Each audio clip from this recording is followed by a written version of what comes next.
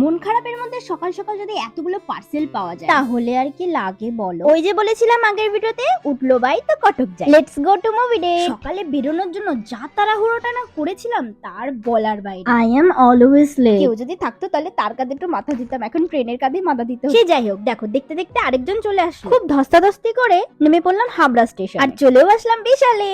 বিশ্বাস করো গাইস, এই ট্রেনটা যদি না পাইতাম আমার আজকে জীবনটা পুরো শেষ হয়ে যেত। সবাই আরআইপি করে স্ট্যাটাস মারতো।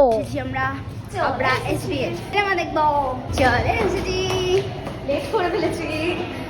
অলরেডি শুরু হয়ে গেছে। 11টা কতটা ছিল? 15। 11:15 শো ছিল। রাইট নাও 11:30 বেজে গেছে। চলো যাওয়া যাক।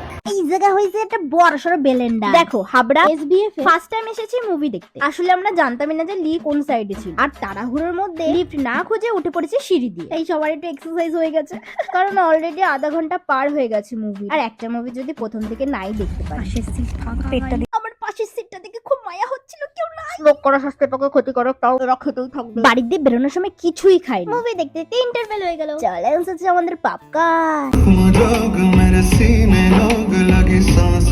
शंकर करे तेरे बेटा हो, तुझे भी पता चले कि इश्क में जो मर जाते हैं वो भी किसी के बेटे होते हैं।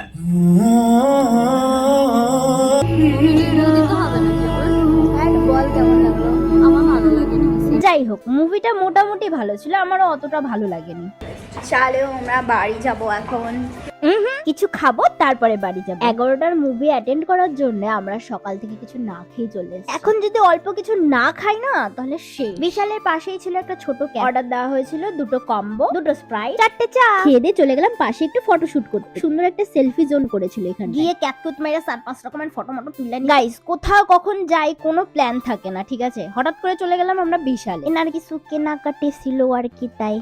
যাই হোক, এবারে যাবো আমরা বাড়িতে ফাইনালি। সবাই সুস্থ থেকো, ভালো থেকো, আমাকে লাইক করো, বাই।